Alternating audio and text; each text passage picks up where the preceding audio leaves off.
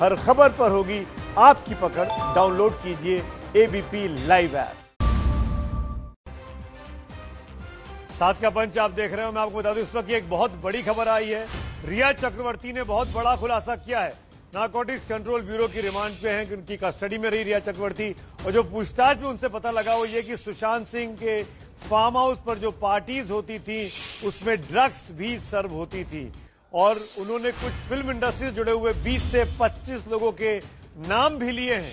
जो हमारे एनसीबी के सूत्र बताते हैं कि सुशांत के फार्म हाउस में ड्रग्स पार्टी होती थी, 20-25 बॉलीवुड के बड़े सितारे उसमें शामिल होते थे। और इसी खबर पर और जानकारी के लिए मेरे सहयोगी मनोज वर्मा इस वक्त मेरे साथ जुड़ गए हैं। मनोज, एक केजे नाम के शख्स का नाम आया है इस पूछताछ में। ये केजे कौन है? फिल्म इंडस्ट्री का आदमी है या कोई ड्रग का धंधेबाज है, पेडलर है? जी बिल्कुल, देखिए अभी तक जो हमारे सूत्र बता रहे हैं कि ये कोई पैडलर है जो कि जो फार्म हाउस है वहां पर ड्रग्स को प्रोवाइड करता था, ड्रग्स को पहुंचाता था। और जो एनसीबी की टीम है उसकी भी तलाश कर रही है। एनसीबी ने आज मुंबई के आउटर इलाकों में जो है बड़ी छापेमारी भी की है, लेकिन जो केजे है अभी तक हाथ नहीं लग पाया। जिस तरीके से लगातार इस मामले में छापेमारी हो रही है तो कहीं ना कहीं एनसीबी को भी लगता है कि जो पैडलर्स हैं या जो ड्रग्स प्रोवाइड करते हैं वो गायब हो गए अपने ठिकानों से। अब जैसे ही एनसीबी की टीम, दिल्ली की टीम यहाँ पर पहुंची थी मुंबई में, उसके बाद से ही ये सब शुरू हो गया था। तो जानकारी मिली थी उसके मुताबिक पैडलर्स जो थे, जो ड्रग्स प्रोवाइड करते थे, उन्होंने कुछ ड्रग्स को समंदर में भी फेंक दिया था और कुछ जला भी दिया था। तो फिलहाल मनोज, इस वक्त की ये बड़ी खबर मनोज वर्मा दे रहे हैं कि फिल्म इंडस्ट्री के बड़े लोग सुशांत सिंह राजपूत की पार्टी में शामिल होते थे, और ये शक है कि वहां पे ड्रग्स सर्व होते थे। और ये तमाम खुलासे रिया चक्रवर्ती ने अपनी पूछताछ में एनसीबी के सामने किए। इस बीच एक और बड़ी खबर, रिया चक्रवर्ती एंड कंपनी को अभी कुछ दिन और जेल में ही रहना होगा। आज जो उनकी जमानत याचिका थी वो सेशंस कोर्ट ने खारिज कर दी। ड्रग केस में भायखला जेल में बंद रिया चक्रवर्ती की मुश्किलें कम होने का नाम नहीं ले रही। रिया को आज की रात भी भायखला जेल में ही बितानी होगी। सेशंस कोर्ट ने रिया की जमानत याचिका खारिज कर दी है। इसके अलावा मुंबई सेशन कोर्ट ने केस में सभी 6 आरोपियों की जमानत अर्जी खारिज कर दी। शोभिक, दीपेश सावंत, सैमुअल मिरांडा, बासित परिहार, जैद बिलात्रा ने जमानत अर्जी दी थी। एनसीबी ने रिया समेत सभी आरोपियों की जमानत का विरोध करते हुए कहा था कि इस मामले की जांच जिस स्टेज पर है उस पर इनको जमानत नहीं दी जानी चाहिए, क्योंकि उससे जांच प्रभावित हो सकती है। न्यायिक हिरासत में भेजने का मतलब ये नहीं है कि एनसीबी की जांच पूरी हो गई है, और इसी वजह से इस वक्त इन लोगों को जेल की सलाखों के भीतर ही रखना चाहिए, जिससे कि एनसीबी अपनी जांच को सुचारू ढंग से आगे बढ़ा सके। रिया बुधवार से भायखला जेल में बंद है। 8 सितंबर को एनसीबी ने रिया को गिरफ्तार किया था, जिसके बाद कोर्ट ने रिया को 14 दिन की न्यायिक हिरासत में भेजा है। मतलब 22 सितंबर तक रिया न्यायिक हिरासत में है। और इस बीच कंगना के दफ्तर पर जो कार्रवाई हुई थी उसको लेकर एनसीपी के मुखिया शरद पवार नाराज नजर आ रहे थे, लेकिन आज शरद पवार ने बाकायदा अपनी सरकार यानी महाराष्ट्र सरकार को क्लीन चिट दे दी। कंगना विवाद पर ठाकरे सरकार की देश भर में किरकिरी हो रही है, लेकिन इस विवाद के बीच एनसीपी प्रमुख शरद पवार ने उद्धव सरकार को क्लीन चिट दे दी। पवार ने अपने बयान में बीएमसी का भी समर्थन किया। कोई स्टेट गवर्नमेंट का इसमें कोई संबंध नहीं। जो कोई क्या रेसिडेंस या कार्यालय पर जो कोई कदम उठाए, ये मुंबई महानगर पालिका ने किया है। जहाँ तक मेरी इंफॉर्मेशन है वो बीएमसी, बॉम्बे म्यूनिसिपल कॉर्पोरेशन के जो रूल्स रेगुलेशन है वो इसके दूर जाने का काम नहीं किया। तो कई जगह पर महानगर पालिका ऐसे कदम उठाते हैं, ऐसे कदम हमने उठाए, ऐसा एक्सप्लेनेशन मुंबई महानगर पालिका की तरफ से आया है। दूसरी तरफ शिवसेना भी लगातार कंगना पर हमला कर रही है। आज सामना संपादकीय में एक बार फिर शिवसेना ने कंगना पर निशाना साध दिया।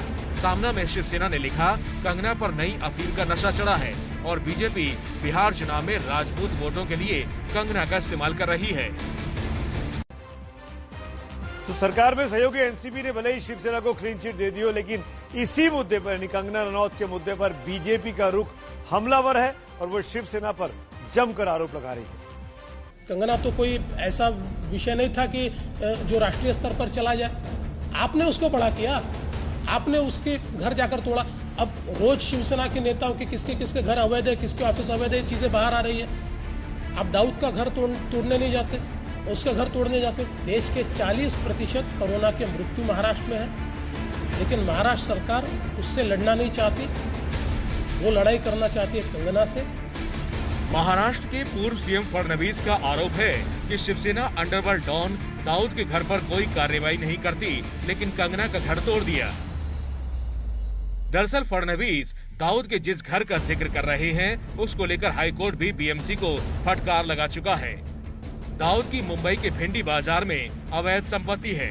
हाजी इस्माइल मुसाफिर खाना नाम की इमारत को लेकर बीएमसी ने अभी तक कोई कार्रवाई नहीं की। इसको लेकर इसी साल जून में बॉम्बे हाईकोर्ट ने और बीएमसी ने महाड़ा को खूब सुनाया था। हाईकोर्ट ने पूछा था कि भिंडी बाजार की खस्ताहाल इमारत को ध्वस्त क्यों नहीं किया। और बात करते हैं चीन की। चीन का दोहरा चरित्र एक बार फिर सामने आ गया है। एक तरफ तो चीन बातचीत करने की बातें कर रहा है, तो दूसरी तरफ वो भारत को गीदड़ भभकी देने से भी नहीं डर रहा। मॉस्को में चल रहे शंघाई सहयोग संगठन की बैठक में भारत ने साफ कह दिया कि चीन को पीछे हटना ही होगा, यानी कि चीन जिन इलाकों में आगे बढ़ाया है वहां से उसे पीछे हटना होगा।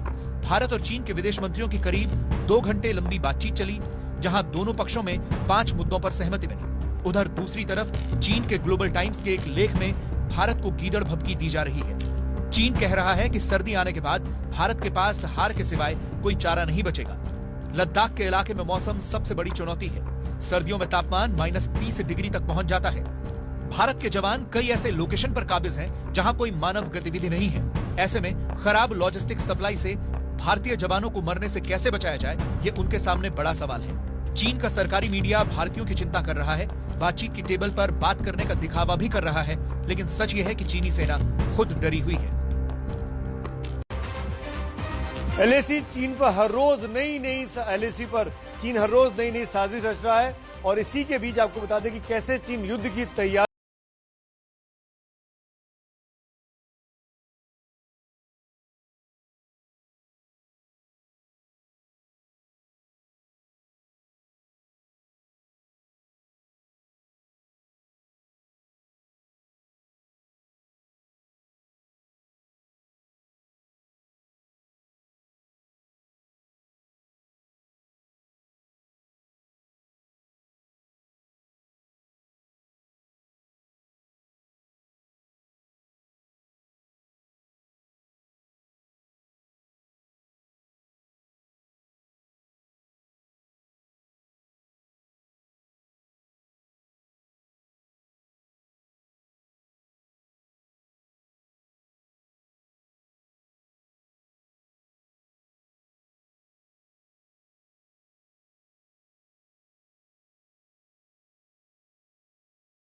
तैनात सैनिकों के लिए रसद पहुंचाना सबसे बड़ी चुनौती होती है। मतलब साफ है कि चीन अभ्यास की आड़ में युद्ध की तैयारी कर रहा है। चीन की चालाकियों का पर्दाफाश होने लगा है। चीन किस तरीके से अपने पड़ोसी मुल्कों की जमीन पर नजरें गड़ाए बैठा है, उसका सबूत दिया है चीन के एक और पड़ोसी ताइवान ने। चीन की विस्तारवादी नीति के खिलाफ अब ताइवान ने भी मोर्चा खोल दिया है। आपके सामने जो तस्वीरें नजर आ रही हैं, वो सबूत हैं चीन की चालबाजियों की। इन सबूतों को दुनिया के सामने ताइवान ने पेश किया। चाइनीज विमान सुखोई 30 और Y-8 प्लेन बिना अनुमति के ताइवान की सीमा में दाखिल हो गए। इसको लेकर ताइवान के उपराष्ट्रपति ने चीन को साफ शब्दों में चेतावनी दी और लिखा, चीन ने आज फिर ताइवान के एयर डिफेंस आइडेंटिफिकेशन जोन में अपने फाइटर जेट उड़ाए। वो लाइन क्रॉस ना करे, ऐसी कोई भी गलती ना करे। ताइवान शांति चाहता है, लेकिन हम अपने लोगों को बचाएंगे। इससे पहले भी चीन के फाइटर जेट्स ने ताइवान की खाड़ी में इंटरनेशनल बॉर्डर क्रॉस किया था। इस पर अमेरिका और ताइवान ने चीन को चेतावनी दी थी। अमेरिका पहले ही साफ कर चुका है कि अगर चीन अपनी हरकतों से बाज नहीं आया तो परिणाम चीन के हित में नहीं होंगे। और अब बात करते हैं लालू प्रसाद यादव की। लालू प्रसाद यादव की जमानत याचिका पर सुनवाई आज चल गई और उनको जमानत मिलने का सपना फिलहाल के लिए टूट गया है। झारखंड हाईकोर्ट से लालू यादव को फिलहाल कोई राहत नहीं मिली है। कोर्ट में सीबीआई ने जमानत का विरोध करते हुए कहा कि लालू यादव ने जेल में अभी सजा का आधा समय भी नहीं काटा। इसके लिए अभी 26 दिन कम है, इसलिए कोर्ट ने सुनवाई की अगली तारीख 9 अक्टूबर कर दी। चारा घोटाले में चाईबासा कोषागार से 37 करोड़ की अवैध निकासी केस में लालू को 24 जनवरी 2018 को 5 साल की सजा सुनाई गई थी। लालू ने सुप्रीम कोर्ट के आदेश का हवाला देते हुए जमानत की अपील की थी। लालू ने जमानत याचिका में स्वास्थ्य कारणों का हवाला भी दिया था। अब मामले की अगली सुनवाई 9 अक्टूबर को होगी। बात बिहार की निकाल पड़ी है तो आपको बता दें, बिहार में सत्तारूढ़ एनडीए में यानी बीजेपी और जेडीयू में सीट शेयरिंग को लेकर कल सुबह एक महत्वपूर्ण बैठक नीतीश कुमार और बीजेपी के अध्यक्ष जेपी नड्डा के बीच होने वाली है। इस बीच बीजेपी की तरफ से या कहीं सरकार की तरफ से 16,000 करोड़ की योजनाओं की घोषणा करने की तैयारी प्रधानमंत्री मोदी ने की है। बीजेपी के राष्ट्रीय अध्यक्ष जेपी नड्डा सीटों के सियासी समीकरण को सुलझाने के लिए बिहार पहुंच चुके हैं। कल बिहार के सीएम नीतीश कुमार के बंगले पर सीट बंटवारे पर चर्चा होगी। आपको बता दें कि एनडीए में एलजेपी और जेडीयू के बीच सीट को लेकर घमासान मचा है। ऐसे में रामविलास पासवान ने एक ट्वीट किया है। ट्वीट में रामविलास पासवान ने लिखा है कि वो चिराग के हर फैसले के साथ है। दूसरी तरफ बिहार विधानसभा चुनाव से पहले पीएम मोदी विरोधियों के खिलाफ अपने मास्टर स्ट्रोक की तैयारी पूरी कर चुके हैं। पीएम मोदी बिहार को विकास के कामों के लिए 16,000 करोड़ से अधिक का तोहफा देंगे। अगले 10 दिन में पीएम मोदी बिहार में LPG pipeline, LPG bottling plant, नई रेलवे लाइन, रेलवे ब्रिज जैसी परियोजनाओं का शुभारंभ और उद्घाटन करेंगे। बिहार में विधानसभा चुनाव है तो मध्य प्रदेश में विधानसभा की 27 सीटों के उपचुनाव होने वाले हैं, इसलिए वहां मध्य प्रदेश में भी खूब सियासी ड्रामा चल रहा है। आज कांग्रेस के कार्यकर्ताओं ने शिवराज सिंह सरकार के खिलाफ इंदौर में बेहद अनोखे अंदाज में प्रदर्शन किया।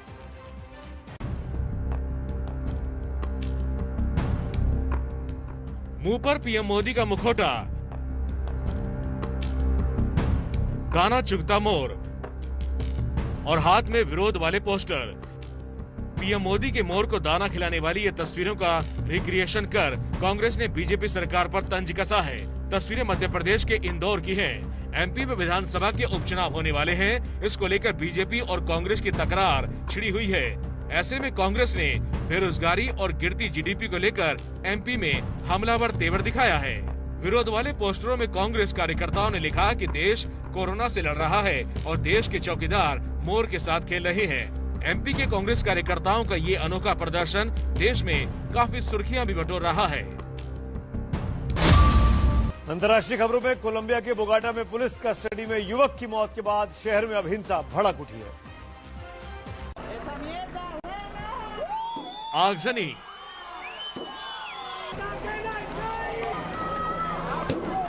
पत्थरबाजी और नारेबाजी। आम जनता और पुलिस के बीच का हंगामा और प्रदर्शन। ये तस्वीरें कोलंबिया के बोगाटा की हैं। दरअसल ये पूरा विवाद पुलिस कस्टडी में एक युवक की मौत की खबर के बाद हुआ। लोगों ने युवक की मौत के बाद पूरे बोगाटा शहर में प्रदर्शन किया। इस दौरान 56 पुलिस स्टेशनों को नुकसान पहुंचा है। 8 सिटी बसों को भी आग के हवाले कर दिया गया। प्रशासन ने विरोध को काबू में करने के लिए 1500 अधिकारियों और 300 सैनिकों को तैनात किया है। इस हिंसक प्रदर्शन को काबू में करने के लिए पुलिस ने लाठियां और गोलियां चलाई। बताया जा रहा है कि पुलिस की कार्रवाई में 175 लोग घायल हुए और 66 लोगों को गोलियां भी लगी।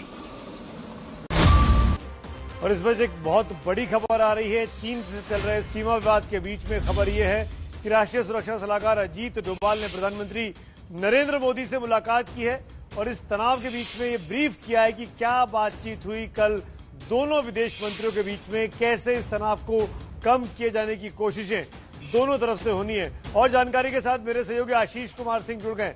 आशीष, क्या अपडेट है?